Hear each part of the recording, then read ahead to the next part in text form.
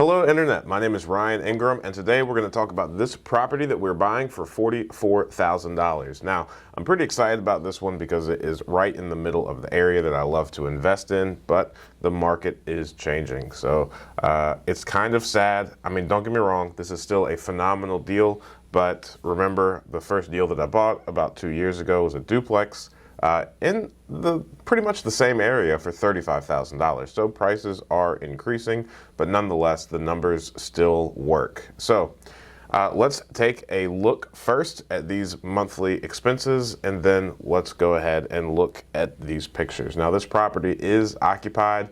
There is a little bit of deferred maintenance, and there's definitely some things that we're going to have to address sooner than later, but at the same time, when I was walking through the property, I spoke with the tenant and everything works as it's supposed to, and there currently aren't any outstanding maintenance issues, except for one thing, which I'll show you whenever we get to the pictures. And it's just, you know, it looks like it's been fixed, but who knows with these types of things. They're kind of ongoing. So the income of this property is $750 per month. This is a 2-bedroom. One could argue they're kind of using it as a 3-bedroom. I'll show you that as well. But truly, it's a 2-bedroom, 1.5 bath.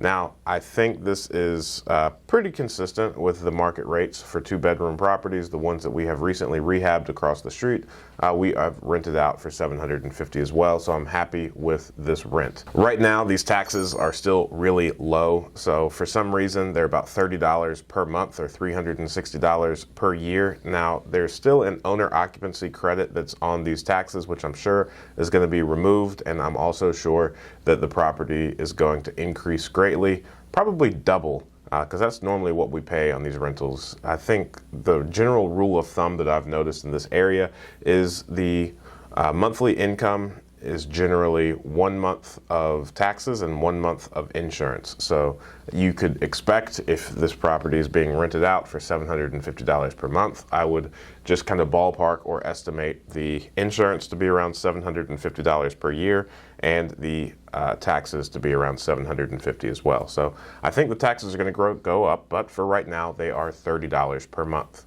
The insurance is $50 per month or $600 per year. And the management fee that we are charging ourselves is 10%, so $75 per month. And the mortgage that we have on this property, it is amortized over 10 years. The first year is interest only, and those payments are $355 per month, which, after you deduct all the expenses from the $750 of income, we are left with a positive monthly cash flow of $240. Now, if you are new to this channel and this is the first video that you have seen that I have done, I did not leave out capital expenditures or repairs and maintenance.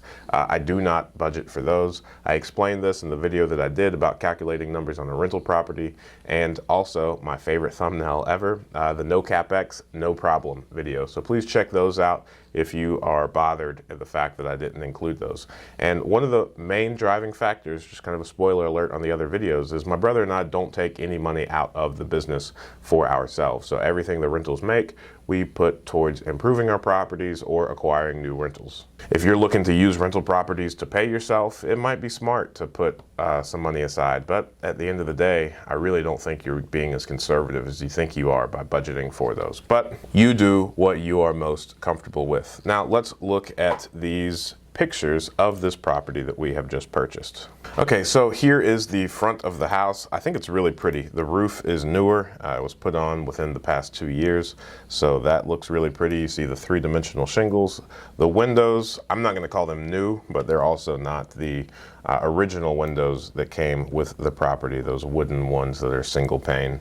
So overall, I really like this. It looks pretty good. The foundation looks just fine. This is in the area where we talked about on the last video where the river, they used like the river rock to make the concrete, and it's slowly deteriorating.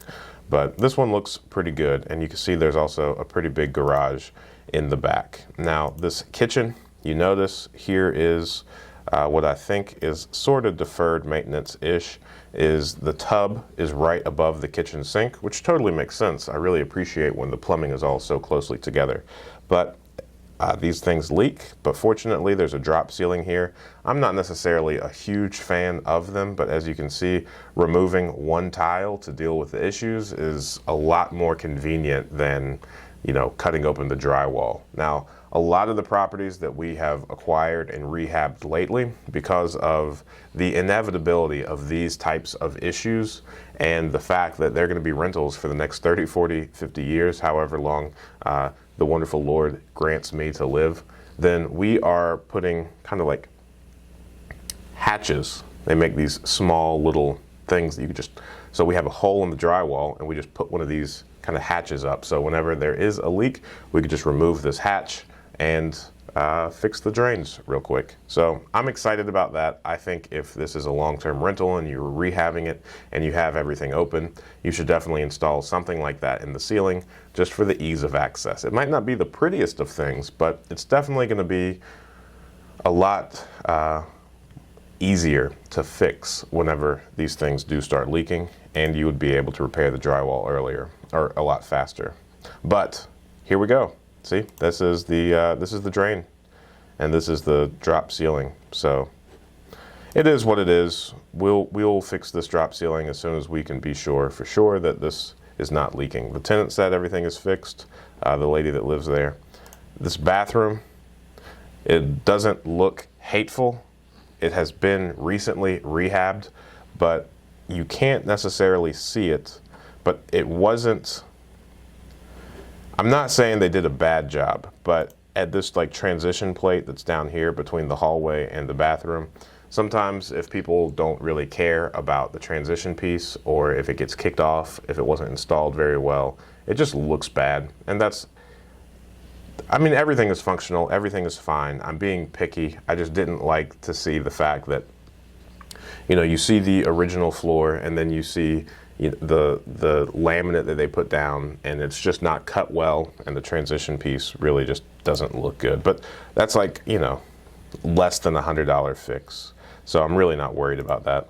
The ceilings look fine. The roof, you know, is newer. So again, I'm not judging people and how they live.